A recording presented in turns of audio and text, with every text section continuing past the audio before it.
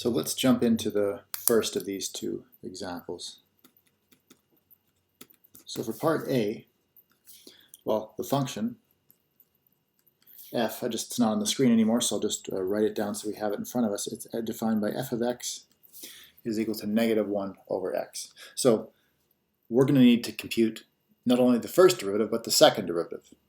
And how do you get the second derivative? Well, first you got to get the first derivative, right? So it'll be helpful to write this as a power of x. We can write this as -x to the -1. So that f prime of x, well, now you can just do the power rule. Bring down the -1. It'll cancel with this negative, and you'll just get x to the power of -2. So then when we take the second derivative now to get f double prime of x, we're going to get -2x to the -3. Just doing the power rule again. And now let's write it as a fraction. So we'll have -2 over x cubed. So this is the habit you want to get into. Okay, so once you're at this stage, you've got the second derivative, you want to know any possible values, x, that make the second derivative either equal to 0 or values that make it undefined. Really, what you're kind of doing is you're kind of looking for the critical numbers, but of f prime now. Not the critical numbers of the function f, you're looking for the critical numbers of f prime. So the two things you're going to want to do, let's just enumerate them so we can make good habits here. So start by saying, when is f double prime of x equal to 0? Well, that's since f double prime is written as a fraction nicely, all we have to do to answer this question is just look for places where the numerator is equal to 0, but the numerator is a constant. The numerator is -2. It's never going to be equal to 0. So this will never happen. So why did I even write it down? Because I want to be in the habit of checking, because I don't want to ever forget to check this on any of the other examples. So just make it a habit to write this out, then ask yourself, does it ever happen? And if no, if not, then write never, just so that you're instilling the process in yourself to actually check, and also you're letting the reader know that you haven't forgotten to check as well. But now if it happens that there are values of x that make this true, well then at this stage you'd find them. But in our case there wasn't any. So we're going to move on to the next question, which is, when is f double prime of x undefined? So it is undefined when the denominator is equal to 0. Right? So you want to know when x cubed is equal to 0. Well, when is x cubed going to be equal to 0? That's going to happen when x is equal to 0. So we can add that in here. This will be when x is equal to 0. So here is the value that we care about. So when we set up our table now, we're going to do a table kind of like the table we did when we were doing the first derivative test, but I'm going to write the second derivative up here. So I'm going to write SDT. This is just an acronym for second derivative table. Not everyone maybe uses this, but I like to use it, so that's what you'll see me write that. That's what I mean, second derivative table. And what this table is going to look like, well, you're going to need to have at least 2 rows, 1 row for f double prime and 1 row for f. And then we're going to have 1 slice that goes down for every single value of x that either made f double prime of x undefined or made f double prime of x equal to 0. Okay, so in this case we only had 1, 0. So that's how we start it. And then it's just like when we did the first derivative table. We want to pick a sample point in each region. So how about just -1 and +1? Just take those values and plug them into f double prime and see what you get, if you get a positive number or a negative number. That's all you care about. You don't care about the actual value. If I take -1 and I plug it into f double prime, I'm going to get, we'll plug it in over here, I'll get -2 over -1 cubed. If I plug -1 into the x cubed, I'm going to get -1 cubed, which is -1. So you actually have -2 divided by -1. That's going to be 2 negatives, and that's going to give you a positive. So that means your function f, on the interval of points that are less than 0 on the x-axis, your function's concave up. So I just draw this to indicate that the function's concave up from -infinity all the way up to 0. What about when you plug in +1 to f double prime? Well, plug in 1 down here, you're going to have -2 over 1 cubed. Well, 1 cubed is just 1, so that's like -2 over 1, which is negative, right? So you have -2. So that's negative is what we care about. So that means the function is actually concave down on the interval of points that falls within this region. So the interval is 0 to infinity. And, well, that's it. That's enough to answer the question. We can say that f is concave up on the open interval from negative infinity to 0, and f is concave down everywhere else. So on the interval 0 to infinity, and that's your answer. Okay, that's what it means to investigate the concavity of a function, or to determine the intervals of concavity. Just figure out where it's concave up and where it's concave down. Okay, so that is part A. Part B, we're going to handle in a similar fashion, right? It's not going to be much different. So what was the function again? It was g of x is defined to be x minus 1 cubed. Okay, so we're going to need the second derivative of this function, just like we did before. So we're going to start by calculating the first derivative. So take the derivative of this function, and you're going to get, well, it's a chain rule application. X minus 1 is the inside function, but the outside function is the power of 3. So to use the chain rule, you're going to get 3 times x minus 1 squared, and then you're going to multiply by the derivative of the inside function. Right? The inside function is x minus 1. The derivative of x minus 1 is just 1. So actually, this is it. We're done. This is because if I multiply by 1, it won't change anything. But this is what I'm going to get for g prime of x if I use the chain rule. But now if I do the derivative again to get g double prime of x, well, if I bring this 2 down and do the power rule, the chain rule again, the 2 is going to get multiplied onto the 6, and I'm going to have 6 times x minus 1. And again, if you do the chain rule, I'm going to have to multiply by the derivative of x minus 1 immediately after. But that's just 1, because the derivative of x minus 1 is just 1. So this is actually your g double prime of x. So what next? We've got our second derivative. Do this analysis. Figure out when g double prime is either equal to 0 or undefined. And we're going to write down both sentences, even if one of them doesn't ever happen. So just write g double prime of x is equal to 0.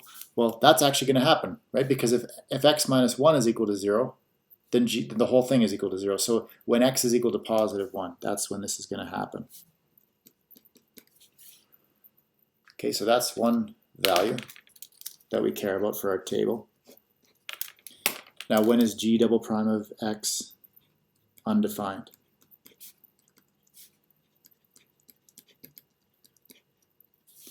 Well, it's a polynomial. 6 times x minus 1, this is never undefined, right? No matter what you plug in, this is always going to make sense. Polynomials are defined on all real numbers. It's not a fraction like this one was, right? So there's no denominator to try to set to 0 and solve some equation that way. So really, this is never going to happen. So we can just conclude that that's never going to happen, and just write that. That's good enough. Now, again, why bother writing it down? Because now if the reader is looking at our work, they know that we've checked both, and they can trust that, and they don't have to feel like they have to now check it for us, right? Because that's not what you want to do if you're presenting a solution to someone. You want to instill within them a faith that you've done everything that needs to be done, so they can just look at your answer and trust it.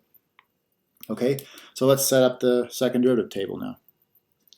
So s dt. And we're going to do our 2 rows again. So we'll have 1 row for g double prime and 1 row for g.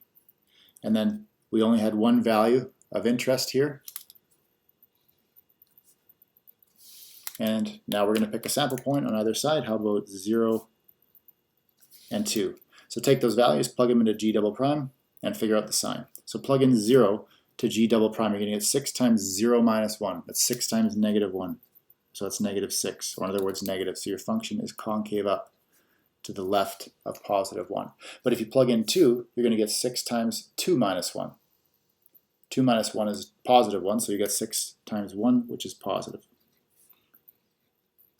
So your function is concave up on that interval. Okay, so now we're ready to summarize our work. So we can say, get our conclusions here, or not f. The function's called g, so let's call it g. So g is concave down on negative infinity to 1 right? Because it's here the function is concave down, but over here it's concave up between 1 and well, there's no endpoint, so we'll just go 1 to infinity here. So g is concave up on 1 to infinity, and that is our conclusion. Now, in both of these examples, there was what you'll refer to as a concavity change, right? There was a concavity change at 0 here, in the sense that to the left of 0, it's one concavity, but then to the right of the 0, it's another concavity, right? So it goes from concave up to concave down at x equals 0. There's a concavity change here. And then in the second example, there was a concavity change at x equals 1. Right? It was concave down to the left of 1, but then to the right of positive 1, it was concave up.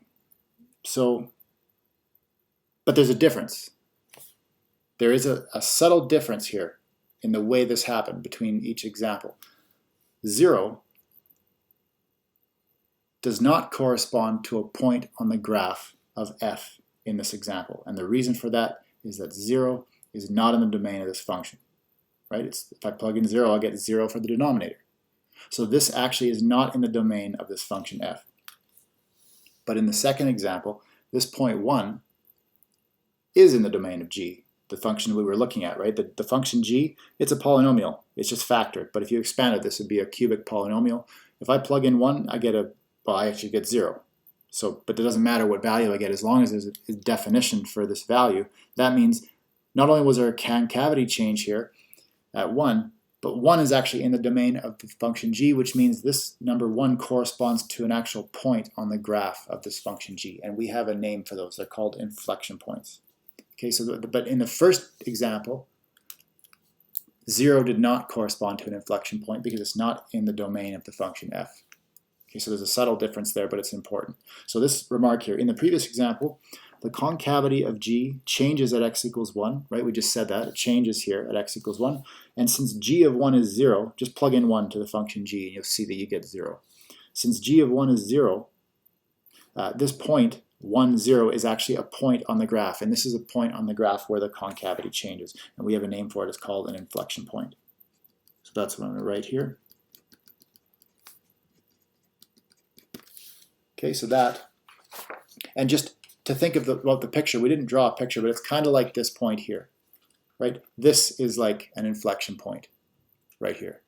The point where it is concave down, and then all of a sudden there's a point, and then it's concave up. All right, so that's an inflection point.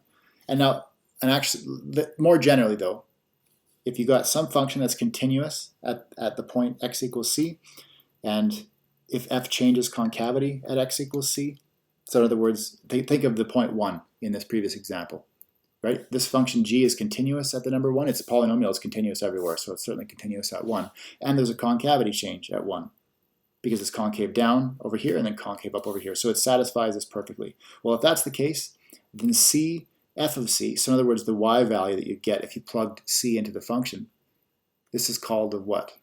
Well, an inflection point, right? It's the same as this definition. This was just specific to that example. This is the general version. So this is the general definition of an inflection point. So this c, f of c, in our example, it's like this point here. This was 1, g of 1. And since g of 1 was 0, that's why we have a 0 here. Okay, and we've got some examples here to finish this section off. And again, we're at the bottom of the page, so we won't have room to finish it. But what we do have room for is a little picture here, which I'm going to draw, which kind of illustrates, in general, what inflection points look like. I pointed to the other picture, but it's nice to actually just have a fresh one that shows a little bit more. So let's say I had something like this.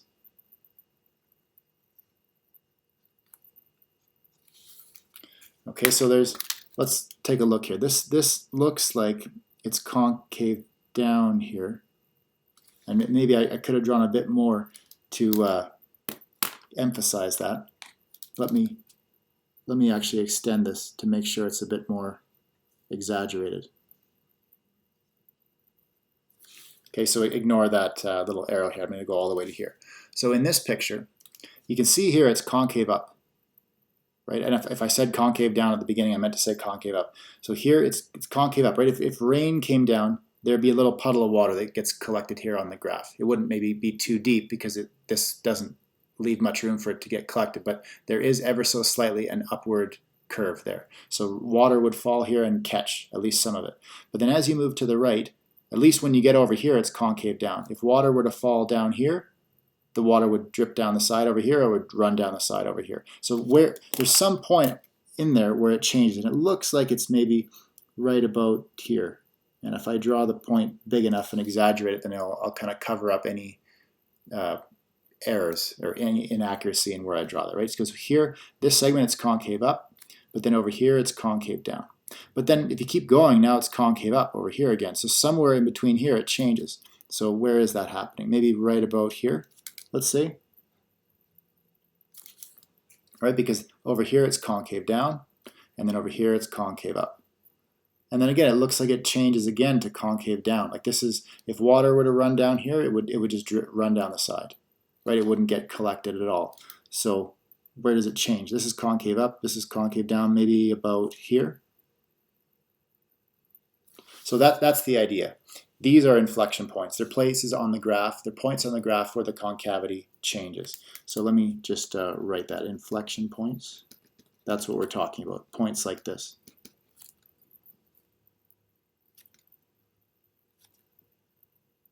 Okay, so that's what inflection points are. But next we're going to actually do some more examples where we determine the intervals of concavity and identify any inflection points. So we've got 3 examples. So determine the intervals of concavity, that just means do exactly what we did in these 2 examples. Right? Do the second derivative table and identify which intervals the functions are concave up on and which intervals the functions are concave down on. That's what that means. But then the extra instructions here were to identify any inflection points that we might have. So we didn't do that in the previous example because I hadn't defined inflection points yet, but that's typically what you do. If you're investigating the concavity or determining the intervals of concavity, I'll typically actually explicitly mention to identify any inflection points, but it should be automatic, really. That's part of investigating concavity or determining your intervals of concavity. You want to identify any inflection points, so that's what we're going to do as well.